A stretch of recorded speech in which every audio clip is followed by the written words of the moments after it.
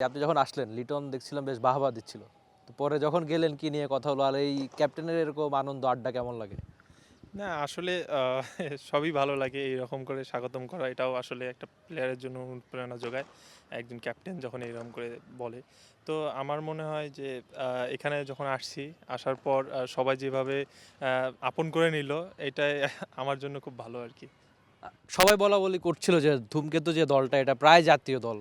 আমরা যদি দেখি যে এদের প্রায় বেশিরভাগ সদস্যই হয়তো বিশ্বকাপে যেত, তো এটা কি আপনার জন্য একটু চাপ একই দলে খেলা নাকি একটু নির্ভর একটু কাজগুলো সহজ হয়ে যাওয়া? না আসলে চাপ হিসেবে যদি নেই তাহলে চাপ, আর যদি নরমাল হিসেবে নিই নরমাল। তো আমার মনে হয় এখানে যারা আছে সবার সাথে আমি সবসময় খেলছি। আর সবাই ওইরকম ফ্রেন্ডলি। তো আ আসলে খেলাটা হচ্ছে মাঠের।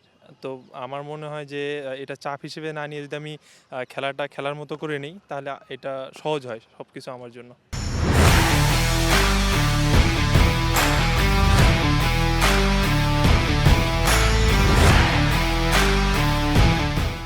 মুগ্ধ একটা ব্যাপার হচ্ছে কি আমরা যদি দেখি যে মুস্তাফিজুর রহমান হচ্ছে আধুনিক টি-টোয়েন্টি ক্রিকেটের অন্যতম সেরা বোলারদের একজন, বাংলাদেশের সেরা তো বটেই। সবাই তার থেকে কিছু না কিছু শিখতে চায়, আমি প্রায়শই দেখি যে সব পেসাররা তার সঙ্গে আড্ডা দেয়, আলাপ হয়। তো তাকে আপনার অ্যাজ এ বড় ভাই হিসেবে আপনার তার সঙ্গে খুবই ক্লোজ, এখন কি শেখা হচ্ছে, কি আলাপ হয় মূলত মুস্তাফিজের সঙ্গে? হ্যাঁ, আসলে আলাপ ঐরকম কোনো কিছু হয় না। জাস্ট ওনার এই কাটার যেটা মারে, তো ওনাকে প্রশ্ন আমি যখনই খেলি তো ওনাকে বারবার প্রশ্ন করি যে, "ভাই কিভাবে করেন? কিভাবে গ্রিপটা ধরেন?" তো দেখাই দেয় সবসময়। আসলে যেটা যার ন্যাচারাল, ওনার এটা ন্যাচারাল আসে। তো এটা আমার জন্য একটু কষ্টকর আনা। তো আমি চেষ্টা করতেছি ওইভাবে নেওয়ার। আর আ ওনার কাছ থেকে আসলে মেন্টালিটি অনেক কিছু সাপোর্ট পাওয়া যায়। যেমন ফিটনেসের বিষয়ে মেন্টালিটি অনেক সাপোর্ট দেয়। কারণ উনি সবথেকে এখন ফিট প্লেয়ার। সবসময় সব জায়গায় খেলতেছে। এখন পর্যন্ত ঐরকম ইনজুরি নাই। তো এই জিনিসগুলা নিয়ে ওনার সাথে বেশি কথা হয় আরকি। মুগ্ধ, আমি একটু আপনার পারফরমেন্স নিয়ে শুনতে চাই। যে ব্যাপারটা হয় যে ঘরোয়া ক্রিকেটটা খুব কাছ থেকে দেখেছি, আপনি খুব ভালো পারফরমেন্স করেছেন প্রায় প্রত্যেকটা বছর। সাদা বল, লাল বল সবকিছুতে ভালো পারফরম্যান্স করেন। কিন্তু ঘরোয়া ক্রিকেট থেকে এই যে আন্তর্জাতিক ক্রিকেটের যে একটা পার্থক্য বা ধাক্কা দেওয়া দরজায়, সেই ধাক্কাটা মুগ্ধ কবে দিবে?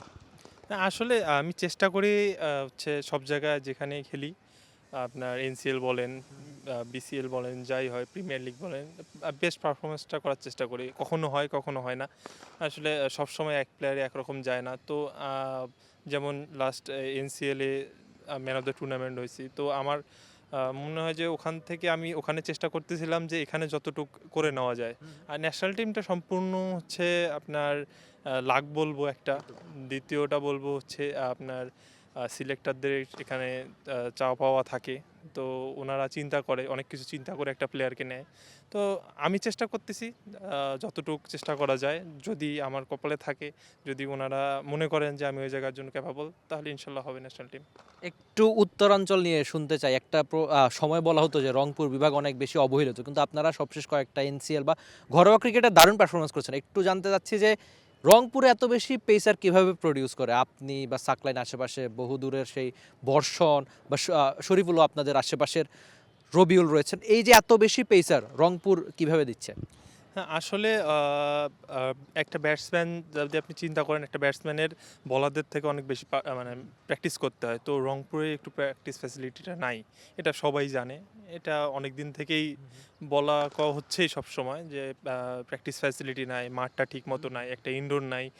তো আসলে বলাররা বাড়ায় কেন? একটা বলারে আপনি নরমাল একটা পিচ দিয়ে দেন।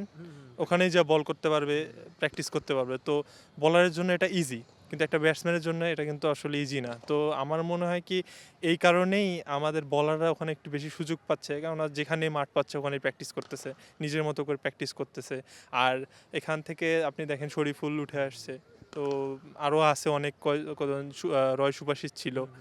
তো ওই আ এনাদের দেখেই আসলে মানে সবাই অনুপ্রাণিত হয় যে বলাররা এত ভালো করতেছে এই জায়গায়। যেমন দেখেন লাস্ট মুশফিক আসছে, বর্ষণ আছে।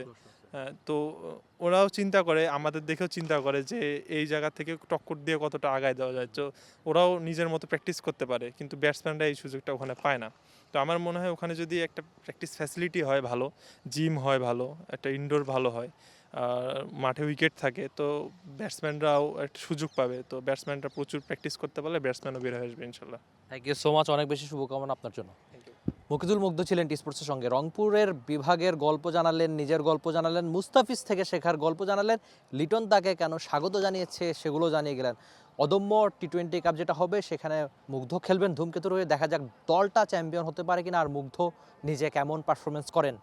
Rifat Emil, T Sports, Dhaka. For more updates, subscribe to our YouTube channel and click on the bell icon. Follow us on Facebook and Instagram. Download T Sports app to enjoy exciting games and highlights. Visit tsports.com.